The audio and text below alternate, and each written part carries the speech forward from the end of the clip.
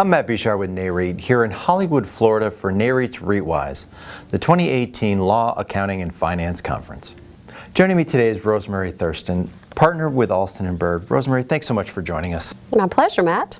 Now, capital raising for PNLRs has been at an all-time low for over a year now, yet you remain bullish on that sector. First, can you tell us why fundraising is so low and what makes you confident that the sector will grow? So public non-listed REITs have been around since around 2002. Last year, they only raised $4 billion, which was the lowest really since inception. So you could understand that it looks like the death of the industry. In 2013, by contrast, they raised $20 billion. So there were two regulatory drivers for the dramatic decline in fundraising that really came together last year. So in early 2016, new FINRA rules came into effect, and those new FINRA rules required that the customer account statements for holders of these securities had a lot more transparency as to the load that they were paying and as to the value of the security. So historically, these shares have been sold for $10 for many, many years, and investors would get customer account statements that said $10 per share.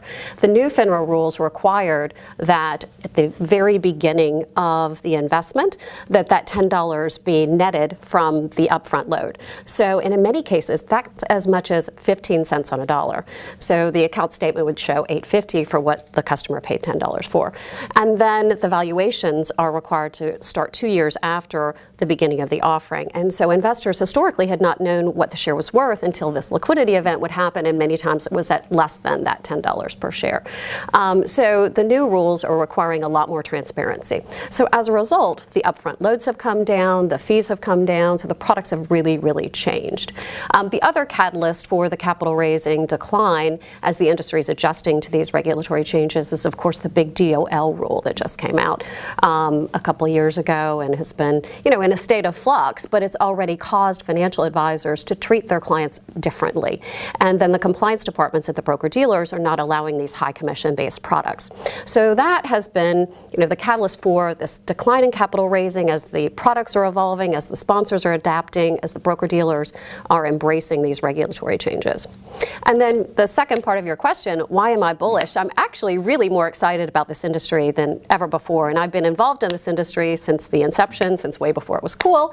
But I think we just point to what happened with Blackstone last year, which is just incredible. So Blackstone entered the space in early 2017, and they raised $2 billion their first year out of the gate, which is really quite exceptional and a historical record for the industry. And also, I just think it proves out that the right product, and we can talk a little bit about the features of that product that are different from the historical, with the right sponsor and the right distribution partners, it's very compelling. So it's an exciting example of what we think the future might be. And picking up on that, how is this next generation of public non-listed REITs different from what came before? So the legacy products used to be finite life. So you would buy it and you'd close your eyes, you didn't know what it was worth, and you'd wait until a liquidity event. And that could be 5-10 years down the road.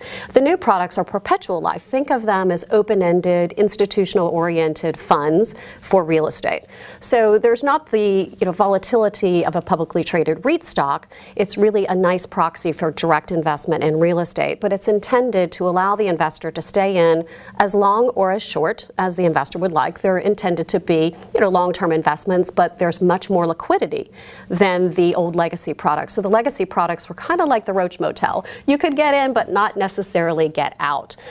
They only allowed 5% of liquidity for the value of the shares any given year. The new products allow 20% of NAV in any given year for redemptions. And so, while it's a fairly new type of product, we've seen that investors are generally able to get out at the time of their choosing. And lastly, can we expect to see other institutional real estate managers follow Blackstone in sponsoring these next generation PNLRs? Matt, I think this industry is about to explode. And really, I think it's a couple of reasons. I think it's because, what Blackstone did, all their peers are looking at that and saying, wow, that is a great source of capital. We'd like to have access to that sticky retail capital. And so we've already seen Starwood, Oaktree, Nuveen, File, or Go Effective. And so those are great institutional management firms. And of course, Jones Lang LaSalle has been in this business for a while as well, and they've gotten great traction. And the second reason is really because of the distribution partners that are now embracing this product. So historically, the wirehouse firms, because of reputational issues associated with the legacy products, had really steered away from the product. So the distribution historically had been through the independent broker-dealers, smaller firms, that sort of thing. But now we're seeing Merrill Lynch, UBS, Morgan Stanley, great firms that have great private wealth channels really embrace this because their clients need it and want it. Great. Rosemarie, thank you for your update. My pleasure. For more from REITwise, be sure to visit Nareit's website, REIT.com.